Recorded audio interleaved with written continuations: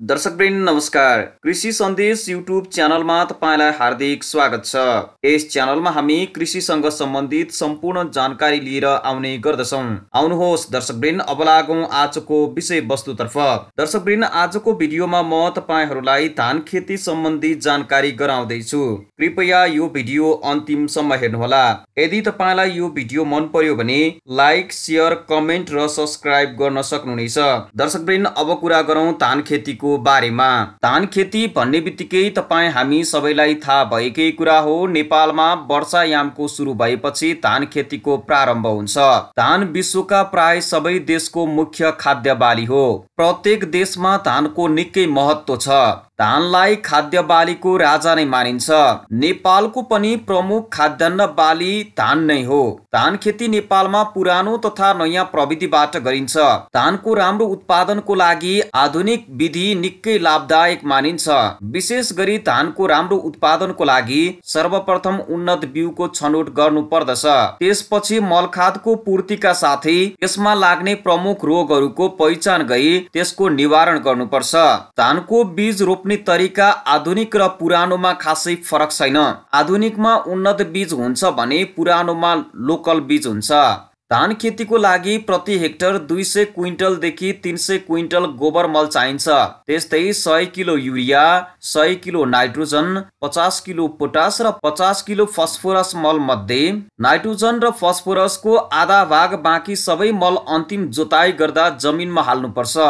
त्यस्तै बाँकी नाइट्रोजन र फस्फोरसको आधा भाग बालीमा फल लाग्दा हाल्नुपर्छ।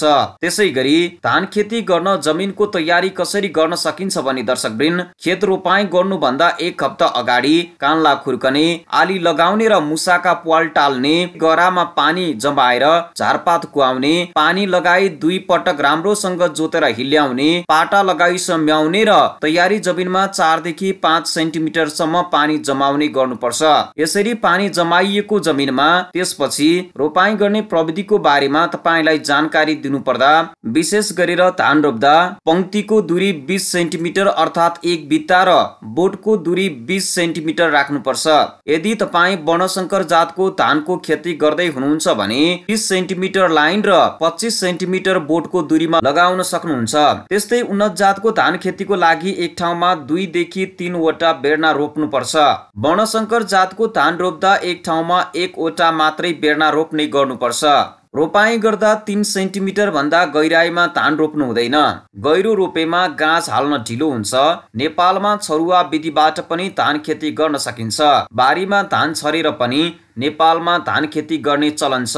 यो विधिमा वैशाख र जेठ महिनामा 5 केजी प्रति रोपनी वा 3.3 केजी प्रति कट्ठा जमिनको लागि बिउ छर्नु पर्ने हुन्छ।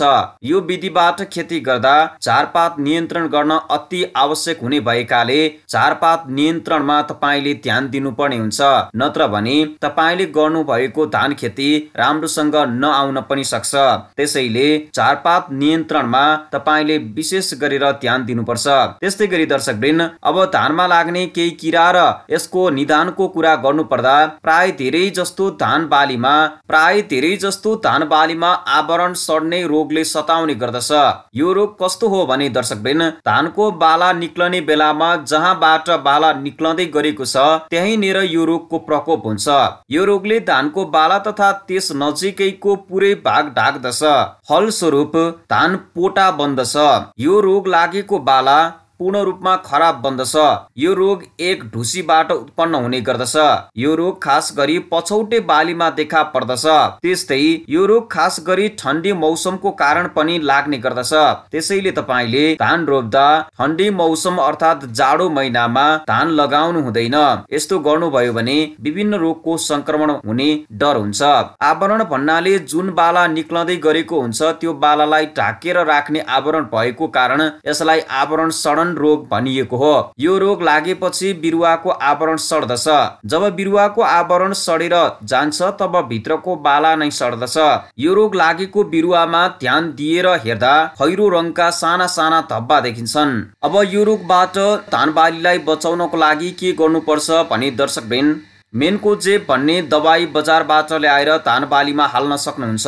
यो पाउडरको रूपमा उपलब्ध छ। यसलाई 2.5 ग्राम प्रति लिटर पानीमा घोली धानको बिरुवामा स्प्रे गर्दा ठिक हुन्छ। त्यस्तै गरी अर्को रोग छ खैरा रोग डडुवा भन्ने रहेको छ। यो रोग लागेपछि संक्रमित धानको बोट खैरो हुन्छ। यसैका कारण यसलाई खैरा रोग भनिएको हो। यो रोग लाग्नुमा एक कमजोरी छ जुन जिंक या जस्ता नामक तत्त्वको कमी हुनु हो। यो रोग लागेका बिरुवाहरूका पातहरू खैरा हुन्छन्। पातमा मसिना मसिना थोप्लाहरू देखिन्छन्, साथै पात पहेँला पनि बन्दछन्। माटोमा जस्ताको कमी छ भने बिरुवा रोपेको 15 दिनदेखि 20 दिन भित्रमा यो रोग लाग्दछ। यो रोग लागेका बिरुवाका पातहरू पुरै पहेँला तथा राता बन्दछन्, पछि गएर काला भएर जान्छन् र बिस्तारै पुरै खेत नै डडुवा रोगमा परिणत हुन्छ। यसको निदान गर्न प्रति हेक्टर जमिनमा 25 किलो जिंक 3 वर्षसम्म हाल्नुपर्छ। यो रोग लागेपछि पहिला बिरुवाका पात माथितिरबाट पहेँला हुँदै तलसम्म पहेँला भएर मर्दछन्। यो रोग लागेको बोटमा छुट्टै 5 ग्राम जिंकको घोल हाल्नुपर्छ। त्यस्तै गरी 2.5 ग्राम चुनको छुट्टै घोल बनाई धानको रोगी बिरुवाहरूमा हाल्न सक्नुहुन्छ। बाँकी नाइट्रोजन र फस्फोरसको आधा भाग बालीमा फल लाग्दा हाल्नु पर्दछ। त्यसपछि यो रोगलाई पनि नियन्त्रण गर्न सकिन्छ। यसरी तपाईले धान खेती गर्नुभयो भने तपाई पक्कै पनि एउटा सफल कृषक बन्न सक्नुहुन्छ र तपाईले धान खेतीबाट मनकी रूपमा आम्दानी लिन सक्नुहुन्छ। दर्शकवृन्द, अब धान उत्पादनको कुरा गर्नुपर्दा विशेष गरी नेपालमा धानको उत्पादन जात, मौसम तथा बाली व्यवस्थापनमा निर्भर हुन्छ। यदि उत्तम जातको धान तपाईले खेती गर्नु भएको हो भने यसको उत्पादन प्रतिरोपनी जग्गामा 200 केजी सम्म हुन्छ र 133 केजी प्रति कट्ठा जग्गामा यसको उत्पादन हुन्छ।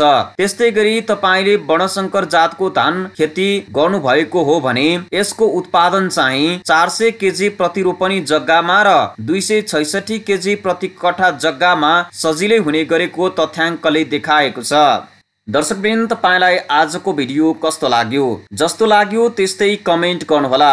यदि तपाईँ कृषिसँग सम्बन्धित यस्तै अन्य भिडियोहरू हेर्न चाहनुहुन्छ भने यस कृषि सन्देश युट्युब च्यानललाई सब्स्क्राइब गर्नुहोला। धन्यवाद।